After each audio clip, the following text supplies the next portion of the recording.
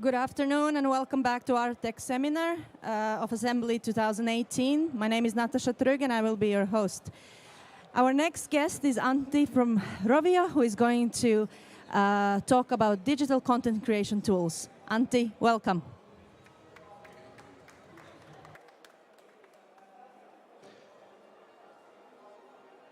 All right, good day, ladies and gentlemen, and welcome to my talk about digital content creation tool setup. So I understand that might be maybe a little bit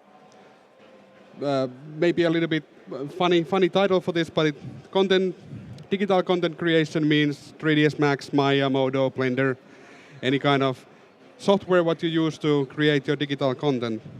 And we are going to talk about the tools, the scripts you're going to make in those softwares and how to set up those scripts in a way that they are maintainable and you can use them in your production. So that is what we're going to talk, and let's get on to it.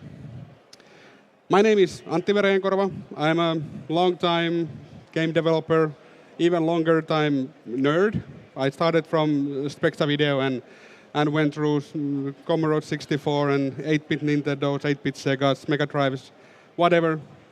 Many kind of PCs and phones and tablets, so long time nerd. And also assembly here is something very close to my heart. I follow it many years. We have been here many times. We won here a couple times, but the 2003 we won animation competition here, what was kind of big thing because me and few of my friends, we decided if we're going to win that, we're going to make a 3D animation company. And we won it, and we made a company, and run it 2 years and end up bankrupt. But it was money well paid. I end up in Remedy Games after that, and I was there next 11 years, making games like Alan Wake and DLCs to Alan Wake and Alan Wake, American Nightmare and Quantum Break, and a couple other projects which I can't really talk about. And then the VR game, and the VR was something what I believe strongly. I still believe, but Remedy was not believing, and I decided that it's time to me to look something else, and I went to the Mindfield Games to make very beautiful looking VR game called P.O.L.N. And it was good experience, good learnings, but didn't have a commercial success as we hoped, and I was forced to look a new job, but I didn't want to leave VR behind, and I found a job from Nokia, because Nokia was at the time making the VR camera called Ozo. And that was very interesting technology to me, and I wanted to see what is Ozo about, and went to work in Nokia. And it was very interesting project, very interesting device, but our market was still not there. And in 2017, Nokia cancelled Ozo, so I was again looking for a new job. And this time it's mobile games in Rovio, where I work as a senior technical artist. And what we're going to talk about here, about these tools and how to set up tools, these are learnings from all these companies, like from Remedy, from Mindfield Games, from Rovio. Every time every time I do the tool setup, it's somehow different. I add something, try something new, and this, what I present now, it's something greatest and latest version of that. So let's start with very beginning. Like, why do we have tools? Like the most maybe common use case, what people think about is you have a tool for something what cannot be done. Well, in my experience, that is something which it's not usually the case. That's rarely the case. Sometimes the case, but usually it is that the tools already have the features you need. You just need to click them in a certain order and do certain things and rename something and get it done. You can do it, but it's complicated. It's something what people tend to do mistakes, and that's the most often case why you make tools, is that you want to remove people from any kind of process, and any kind of process. If there is people in the process, that's always a bad news. Like, remove people. We don't like people, so remove them from the process, and you are better off. So that's the usual case. Why you're making tools is to removing people. Less clicks, the better you are. But there is a problem, and first problem is there is so many tools what the artist can choose. The many artists, there's even pen. Sometimes there is so many tools that you can't support all of them. And when I say support, I mean I'm not meaning that you can't make tools to these programs, but when you're supporting program, I mean the situation that this specific program is part of your pipeline. Your asset pipeline, what gets your assets to the game, that software, what is in that pipeline, that is the supported software. That's your main software. And that is something what you need to choose. Like when you start making tools, you need to decide what you're supporting, and you can't support all of it. If you try to support all of it, then you have like an export tool, which is a very common thing to have. And you have an export tool in 3ds Max and Maya and Modo, and when you choose to change something in Maya side, you need to choose that in a Modo side. You need to change that in a 3ds Max side. And one of these softwares, they're going to have less support. They're going to have a little bit different kind of process than what your Maya has, for example. That's why you need to choose one thing. And all the other softwares, they're going to have some way of producing the data which this main software can eat. Like, for example, you're exporting your meshes out of FBX and import them to Maya if Maya is your main software. So choose one and not all of them. But you might need to customize all of them. You can't support of them, but you need to be able to customize them. So there might be situations where your artist, they want to use like 3D scanning software, and they need some kind of utility to help them to do it faster and better. It's okay, you can do that, but that can't be something what is supported in your pipeline. That needs to be something what the data what comes out of it is something what they can import in Maya, or if Maya is your main application. In Rovio, the Maya is the main application. That's why I'm talking about Maya as the main application, but it could be something else. In Remedy, it used to be 3ds Max. Nowadays, it's Maya there as well, but it doesn't really matter which is your main application. Just make sure that you have one of them. But be ready to customize any of them. And when you are making your tool setup, as you're making it, you don't even notice how complicated the things come. Especially when the application you are supporting is coming to complicated thing. And that's a new guy who comes as the first day, comes to your company, he's maybe fresh out of school, doesn't know anything, or thinks he doesn't know anything. He's a little bit scared, and he gets this software which doesn't have anything in it, and he doesn't know what to do with it, because nobody had write the documentation out of it. So what happens, they're going to call some old guy who comes there and makes it and fix it, and it works, and it's fine. And old guy started thinking that why I'm doing this every time. Let's write a wiki page. And now there is a wiki page with 50 steps of different kind of things. And the new guy who comes, it's not very technical. Again, he's scared. He maybe paddles 2 days to get it done, but he can't. And again, the old guy needs to come and fix it, and everybody's time is wasted. So that is the first thing what you want to fix. And installation script, that's the great thing to have. It's something but it's very smooth for a user. User just run some batch script, and that's it in a perfect scenario, which we obviously don't have, but if we have that would be the case. And also your setup will always be the same. That is the main. It's not really that we want to help the new guy to have an easy day. It's more like we want our process to be correct. And we don't want this new guy make maybe a wrong named folders or something. So we make an installation script what forces it always to be the same. And what this does? In Rovio, what it does, the first thing what we want to have is we want to get the shared scripts. And shared scripts are something which is shared between all the projects and shared between all the teams. Those are what I call shared scripts. And first thing what the installation script does is it copies those somehow. It finds them from the source control, or it finds them from the network location. That is, in Rovio's case, we find them on network, but it could be anything. But the first thing is to copy those in some folder, and then what the installation script does, it creates a unique folder, which here is called Rovio Tools, and with some GUID at the end of it. We actually not save it in a C root, but not very important where you save it. The important thing is that it's unique folder and it's empty. And into the folder, what we do is we put two files. There's a local project and local settings files. And those files, local project file we're going to go later on, but the local settings we're going to save first the location where we save those or copy those shared scripts. And the next thing, we're going to make the environment variable called tools root. And we're also going to make the same thing in a local setting. So in a tools root, we're going to save this Rovio tools folder. And also, we're going to save that in the local settings. Because Maya, we can have two ways of accessing this information. It's Maya, we can use the environment variable if we want, or we can use this local settings thing.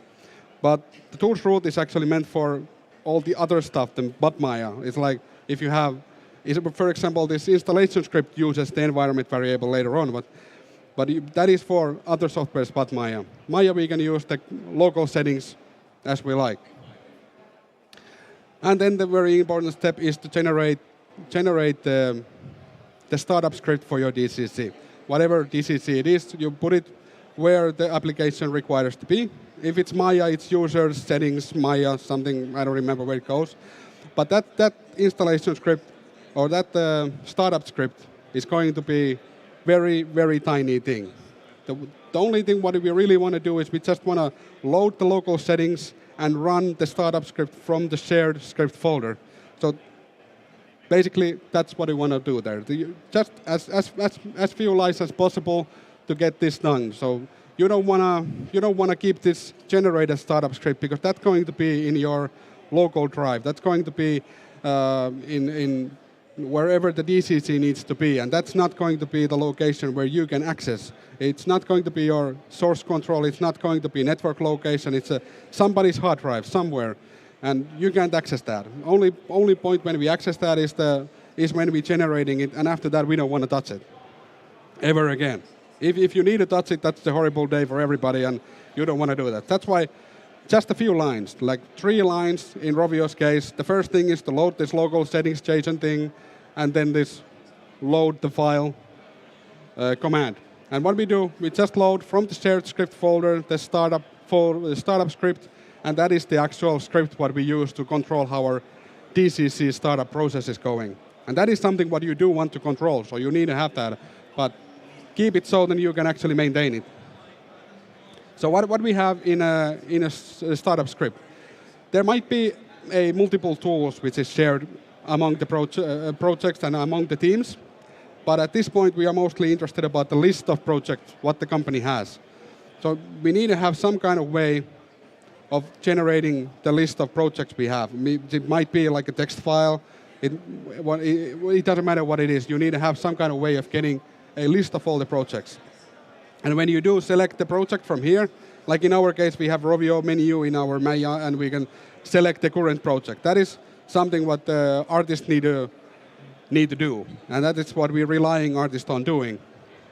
And that's pretty much the only place where we expect artists to respect the process. So you need to choose a current project so we can load the current settings and correct tools based on what project we have selected. And this is how we do it. Like first, when we load the stuff, we load the shared script startup file. But when we have project selected, and Maya detects that when Maya is loading the stuff up, it will notice that there is project selected, and it will run the project startup script.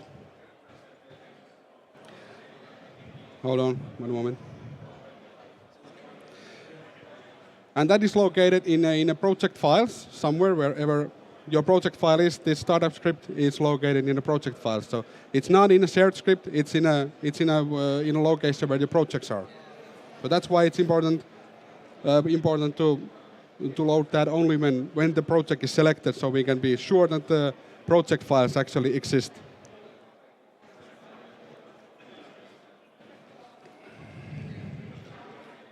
So when we make a project, any project we usually do, we make like a repository to it. And it might be an online location, it might be a local server somewhere where we make a project repository. But at that point, the Maya doesn't know yet about the project. It doesn't know anything about it in that point. So we need to tell Maya somehow what projects we have and what projects have a tool set up, because there might be project which doesn't actually have tools set up. In some companies, you could probably look like all the branches and assume all the branches will have tool setup, but that's not always the case.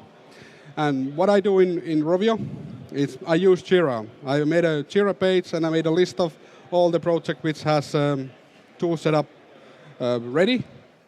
And in Maya, I just going to read that Jira page and generate the list based on the whatever the Jira page says.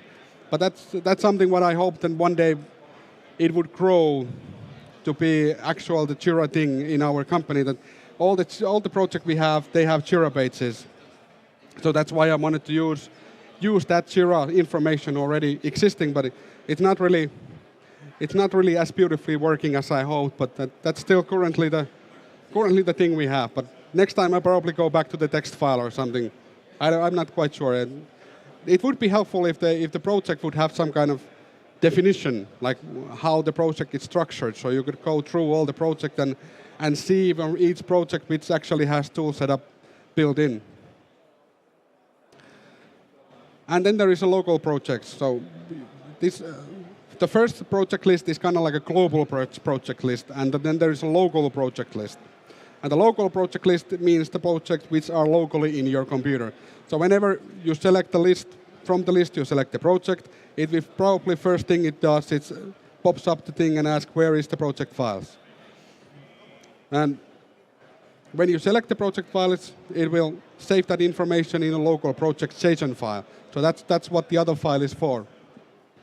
So whenever the Maya is loading up, we can check from the global project list against to the local project list, where do we find these projects in your local computer.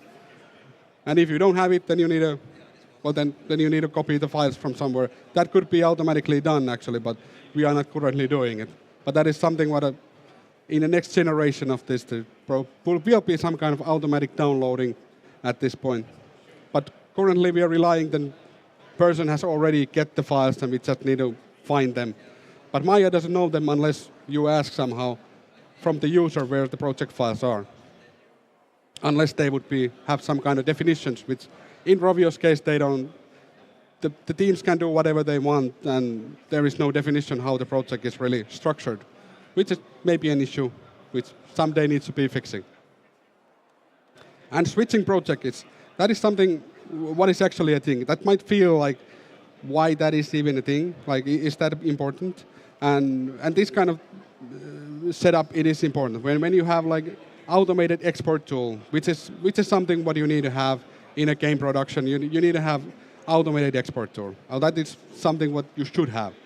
And then it's important then you have ability to switch projects. Sometimes there is situations then artists, they need to switch project like many times a day, which is horrible, but it happens. But if you do have an automated exporting or automated anything, and you're switching projects, then this process will read from the new variables that where the project files are. That's the one thing that's the main thing why you want to change projects is that you're getting the new variable values, like where the project files are living. So you can automatically find the export file locations and where your runtime files are. That is something what the Maya can't know unless person is switching the project. And of course you have some kind of save or some kind of mechanism there to detect and you are actually not try to export anything out of the project, but that is up to you if you want to do that kind of thing. And when we are actually loading Maya, then this comes more clear what is actually happening and why we are actually doing the things. Is the first thing what happens in on preload, which I called on preload. It's not actually Maya's terminology; it's just my terminology. So there is the step what happens very early on, and that is the moment when the Maya runs the initial startup file which we created in the installation script. And that installation script, or that startup script, loads the local settings file and add the shared script folder to the script path. So that is the first thing what happens. And if there is a project selected, then we go and find the project settings file and add those tools to the project, to the script paths. And that is Well, there is a little bit more than that, but that is the main thing what we want to do. The first to load the shared script and then load the project script. And then on the post-load, which I call post-load, it's a moment when all the UIs have loaded and we can generate menus. So that is actually the place when we start to calling the scripts what we have loaded in. So that's why we want to have two steps so we can have the order of execution. So we know that these scripts here are loaded and defined before we start to calling them from here. So that's why it's important. And this all creates some requirements to your application. Like applications, they need to have some things, some features in order to be able to use them in a game production, or at least use them properly.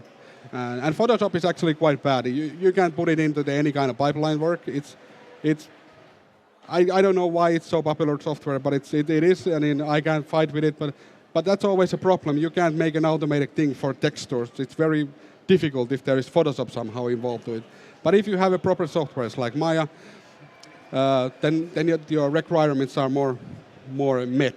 So the application, it needs to have an ability to step scripts, paths via scripts. So that is very fundamental thing your program need to have. So you can decide, and these projects will have these scripts, and these projects have these scripts, and you don't need to have all the tools loaded all the time. And then you need to have a order of execution. So you need to have some kind of way of defining utility scripts before these scripts are using them. So there needs to be some kind of on preload and some kind of on post-load events in your loading stage. And then you also need to be able to load plugins via scripts. So you will have, especially if you have a custom plugin in your Maya or your 3ds Max, you will have a situation that Maya version is updated, the binaries are updated, and you don't have time to compile it yet. So you don't want to just check the version of the control and not load that plugin yet unless you have built it already. So there will be many cases, and there might be projects with using different kind of hair simulation or different kind of clothes simulation plugins, and you need to be able to control it. That's why there needs to be a way of loading plugins via script. And exporting data. So that's probably one of the most common thing where you're writing tools in game production is the exporting the data. Some kind of export tool. So you might have a very clear case, like you have a fully custom file format. That was case in Remedy in some point. We had a fully custom game file format, so of course you needed to have some kind of export tool. But even if you don't have that, even if you just exporting normal FBXs, you still want to have a export tool, because export tool is something export is a process, and we don't like human in the process, so we want to remove them. And export tool is excellent way of doing that, because there is when a human needs to manually go and find some file locations, that is always the bad, because that is not necessarily logical way how the human finds the file location for your FBXs. So better way is to let an application to do it for you. So you just save a art source file, and some kind of programmable logic finds the runtime file for you.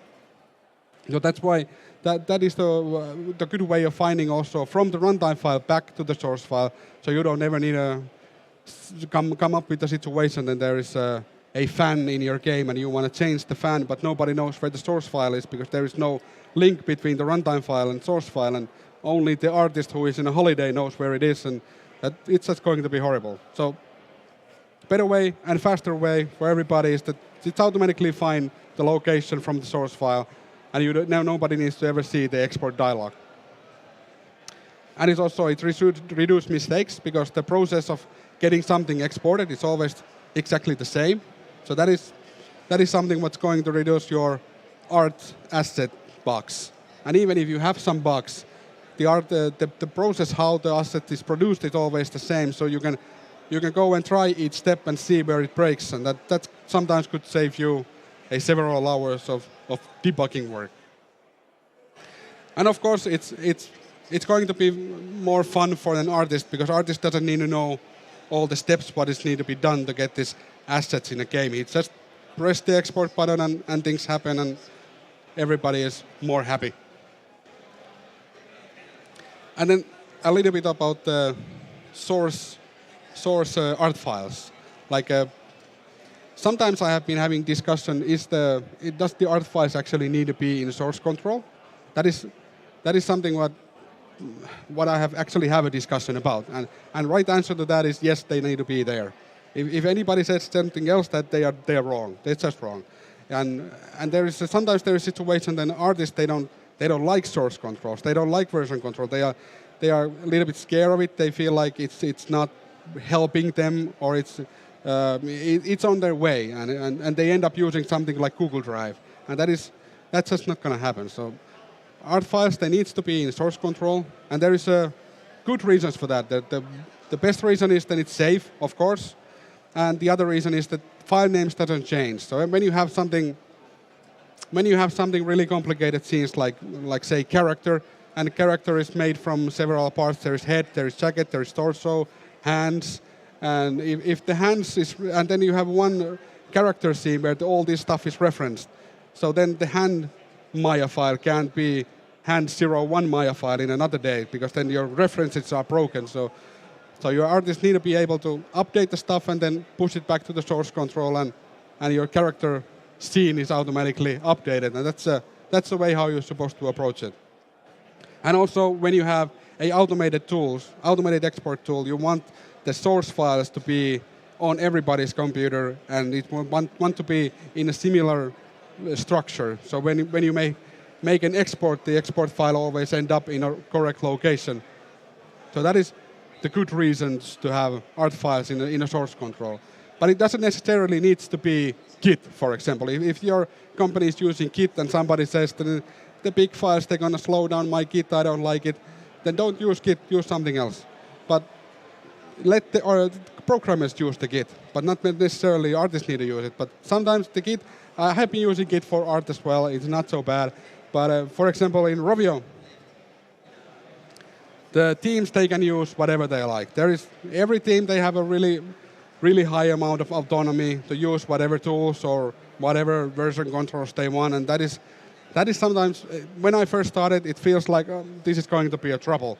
But version controls, they are very similar. Like, it doesn't matter if it's Git or SVN or Perforce or Plastic, it's going to be pretty much the same thing. So you can deal with that, and it might be a less trouble to deal with that than deal with the people because there's always the people who votes for Git, they think it's the best thing in the world, and another thing thinks an SVN is even better, and then there is one guy who votes for Plastic, and sometimes it's easier just deal with it. And my Python comes with a nice thing called abstract base classes. So that is the module in Python what gives you abstract classes in Python, and you can define in abstract version control, which I call abstract version control. You can define all the methods which you need to get the file state and get new files. You define these methods, and then you have a child classes which inherits this. They are like Git class and SVN class and Perforce class and Plastic class, and these classes handles all the details how to get the data, but how do you use it in your code is always the same because you're using the abstract class there. So that I find it's a nice way of handling the possible situation. If you have a multiple version control, this is the one way of dealing with that. But of course, many companies, they have put their foot down and use only one, and everybody will be happy with it.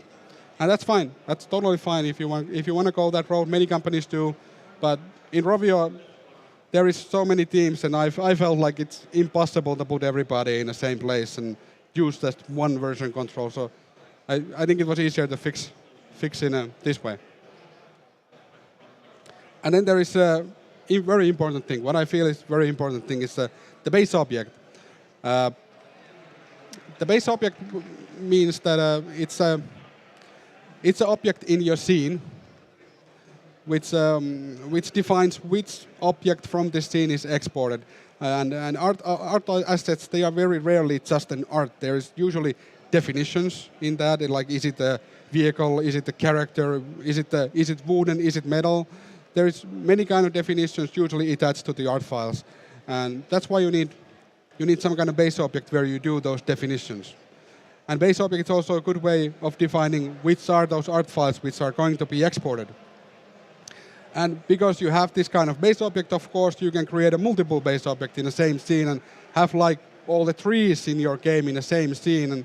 And when you export tool, you click an export, your export tool wakes up and finds all the base objects first, and takes one base object, and all the objects which are linked to this base object is going to be exported, and then the next base object and the next base object.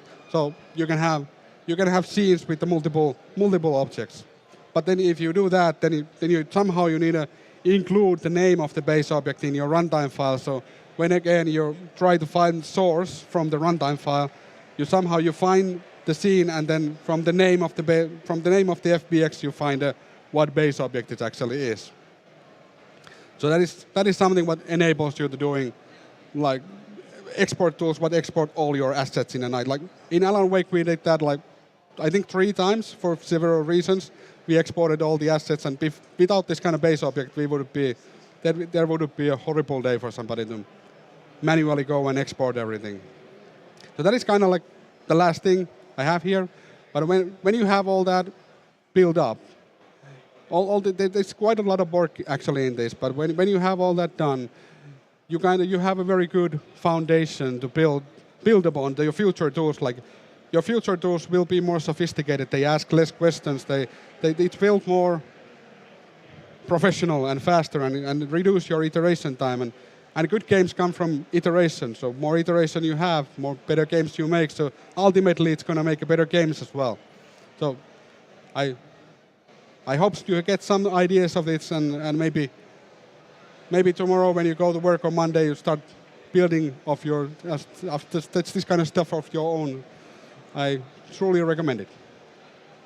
If there is a questions, I hope there is some time for questions, and now would be the moment for that.